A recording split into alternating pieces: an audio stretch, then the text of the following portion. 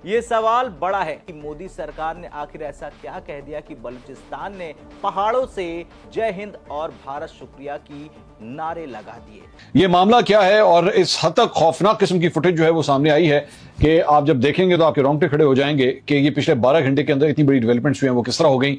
जी हां, जिस पाकिस्तान ने दशकों तक बलूचिस्तान का खून बहाया, आज उसी पाकिस्तान के सीने पर मूंग दलते हुए बलूच नेताओं ने भारत की जमकर तारीफ की और हाथ जोड़कर शुक्रिया कहा और जय हिंद के नारे भी लगाए। ये क्या हो रहा है? क्या ये जंगल का कानून है? क्या चल रहा है हमारे मुल्क में? कौन है जिम्मेदार इस चीज का? मेरे पाकिस्तानियों, जर्नैलों ने बिल आखिर ये एतराफ कर लिया है कि हिंदुस्तान खित्ते का चौधरी बन गया है। उसकी हाँ और ना में पाकिस्तान के फैसले हो रहे हैं और पाकिस्तान उसके आगे बेबस है। अब बलूचिस्तान के सबसे बड़े नेता मीर यार बलूच ने खुलेआम भारत को धन्यवाद कहा है और आज की इस रिपोर्ट में हम उस एक बयान की परतें खोलेंगे जिसने इस्लामाबाद से लेकर रावलपिंडी तक मानो सबसे बड़ा भूकंप ला दिया है। लेकिन यहां तक तो फिर भी अंडरस्टैंडेबल है कि एक दुश्मन है, आपसे 5 गुना बड़ा दुश्मन है, आप उसके सामने अगर शिकस्त तस्लीम कर रहे हैं, सर निगू कर रहे हैं, समझ भी आती है आप कमजोर पड़ गए हैं, आपको डीएचएस की आदत पड़ गई है। जब इंसान अय्याशी की जिंदगी का आदी हो जाता है, जब नरम बिस्तरों का आदी हो जाता है, तो वो लड़ने जोगा नहीं रहता, समझ आती है। लेकिन जो डबल वामी है ना इनके लिए, वो क्या है, अब मैं आपको वो दिखाने जा रहा हूं। 12 अगस्त ये वो तारीख है जिसे बलूचिस्तान अपना असली स्वतंत्रता दिवस मनाता है। इस साल ये जश्न कोई मामूली जश्न नहीं था। पाकिस्तान के दमन और सेना की बंदूकों के साए में भी पूरे बलूचिस्तान ने अपनी आजादी का ऐलान कर दिया, अपना झंडा लहरा दिया।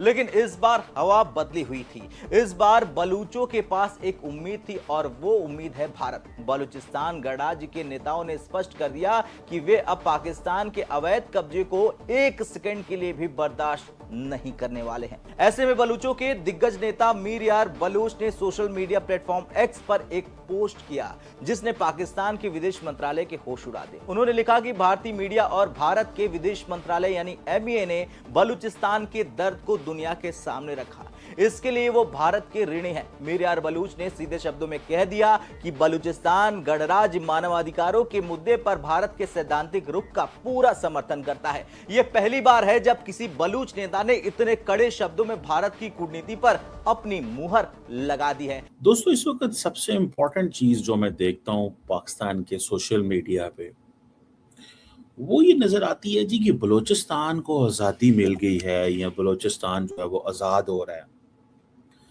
ये बेसिकली एक स्ट्रैटकॉम कैंपेन है अगेंस्ट पाकिस्तान। और क्योंकि हम देखते हैं कि बलूचिस्तान के अंदर इस वक्त हालात ऐसे पैदा हो गए हैं, मैंने एक अभी फॉर एग्जांपल मैं एक अफगानिस्तान से देख रहा था एक शख्स को, is a senior person, national security adviser भी रहा है वो उसने कहा कि जनाब, ये एक मैंने ये इश्तिहार देखा, मुझे किसी ने शेयर किया। बेसिकली ये इश्तिहार क्या है? Balochistan declares independence from Pakistan.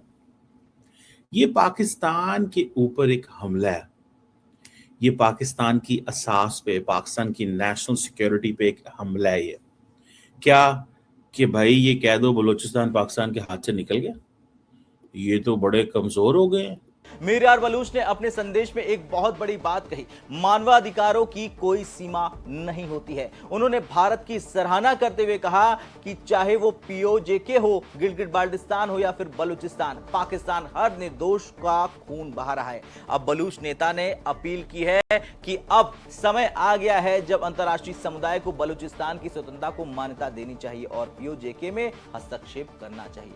उनका यह बयान सीधे तौर पर मोदी सरकार की उस नीति को मजबूती देता है जिसमें भारत ने हमेशा मानवता को सर्वोपरि रखा है। और यहाँ पे तो चीजें जो हैं वो ऐसे नहीं है जैसे नजर आती हैं। और अगर आप देखना हो तो आपको नजर आ जाएगा कि देखें वहाँ दहशतगर्द जो है वो हमले कर रहे हैं। आज मैं देख रहा था कि वो पाकिस्तान के एक पॉलिटिशियन है, मौलाना फजलुर रहमान, सियासतदान है, वो कह रहे थे जनाब कि इस वक्त हालात ये हैं कि जनाब पाकिस्तान की जो फौज है, पाकिस्तान की जो फौज है वो लड़ रही है, तो भाई क्या हुआ, वो पैसे लेते हैं लड़ने के, समझ रहे हैं?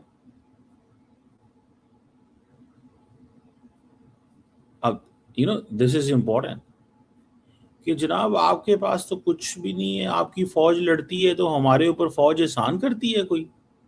बेसिकली मौलाना फजलुर रहमान का भी एक प्रॉब्लम है, वो पावर में नहीं है, तो वो जारी बात है, he wants to get an attraction. वो समझते हैं कि इमरान खान अपोजिशन में चला गया तो हमें कुछ ना कुछ करना चाहिए। इमरान खान वो अपोजिशन नहीं कर सका, वो जेल में है, so on and so fourth. लेकिन ये बलूचिस्तान वाला जो नैरेटिव है ना, दैट इज वेरी डेंजरस। और जारी बात है, इसमें आपकी जो रियासत है, पाकिस्तान की जो स्टेट है, स्टेट की जो कैपेबिलिटी है या स्टेट की जो पोजीशन है, उसको हिट किया जा रहा है कि पाकिस्तान अंदर से टूट रहा है, ये खोखला है, ये कमजोर है। इसकी पहले क्या था, ये मांगते हैं, जैसे मिसाल को इमरान खान क्या कहता था, इमरान खान कहता था जनाब ये इनके तो बुरे हालात हैं, इनकी तो पास पैसे नहीं है, हम कटोरा लेके घूमते हैं। इंडियंस ने वो नैरेटिव पकड़ लिया कटोरा वाला, और वो ऐसा नैरेटिव चलाया इंडियन जो मीडिया के लोग थे, और उन्होंने सोचा कि पाकिस्तान को तो कुछ करने की जरूरत ही नहीं है, पाकिस्तान को तो कुछ करने की जरूरत नहीं है, पाकिस्तान तो गया, इसके पास तो कुछ है ही नहीं है, खाने को नहीं है, पीने को नहीं है। अब देखें, अब आप क्या करते हैं। अच्छा, नमस्कार दोस्तों, जय हिंद। दोस्तों, बलूचिस्तान इस वक्त आज़ाद हो चुका है और ये बात इस वक्त पूरी दुनिया जान रही है। जी हाँ दोस्तों, ये सुनने में कई लोगों को अजीब लग सकता है, लेकिन जिस तरह से वहाँ की स्थिति है, ये साफ दिखाता है कि बलूचिस्तान अपना खुद का इंडिपेंडेंस डे मना रहा है, अपना खुद का झंडा और खुद का सॉन्ग लॉन्च कर चुका है। हर उस क्षेत्र पर, सरकारी संस्थानों पर बलूचिस्तानियों का कब्जा है, जिस पर कभी पाकिस्तानी आर्मी जबरन कब्जा कर बैठी हुई थी। आज उस जगह पर बलूचिस्तान अपना हक समझकर उसको यूज कर रहा है, और कोई भी पाकिस्तानी झंडा बलूचिस्तान में लगाने की इजाज़त नहीं है। ये बात हम नहीं कर रहे, ये खुद वहाँ के बलूचिस्तान के लोग कह रहे हैं, और इसकी वीडियो आपको प्रूफ के तौर पर देखने को मिल जाएगा। इस्लामाबाद में बैठे लोगों को इनसे नकारने में कोई देरी नहीं लग रही, लेकिन सभी को पता है। दोस्तों, आपको क्या लगता है? वीडियो पसंद है, वीडियो को लाइक करें, शेयर करें, चैनल को सब्सक्राइब करें। कुछ खाने को नहीं है, पीने को नहीं है, तो लिहाजा this is the best thing कि आप पाकिस्तान को वैसे ही जो है ना, ये हमारा मुकाबला ही नहीं कर सकता, इसकी वो पोजीशन नहीं है, इसकी वो स्पेस नहीं है, ये तो वो मुल्क ही नहीं है। तो अब पाकिस्तान के ऊपर हमला ये हो रहा है कि भाई ये खत्म हो चुका हुआ। अब खैबर पख्तूनख्वा के अंदर इंसर्जेंसी है, एक तरफ से टीटीपी से लड़ रहे हैं, एक तरफ से बलूचिस्तान में BSL एथनिक मिलिटेंट्स हैं, रिलीजियस बेस्ड मिलिटेंट्स हैं। अभी मैं देख रहा था 2025 के अंदर तकरीबन 3,500 लोग जो हैं वो कॉन्फ्लिक्ट रिलेटेड जो अमवात हुई हैं। 2024 में ये 2000 थी, जिसमें यानी कि 73% एडिशन हुआ। कुछ 650 के करीब सिक्योरिटी पर्सनल मारे गए, शहीद हुए। मतलब आप इमेजिन करें, ये आप देखें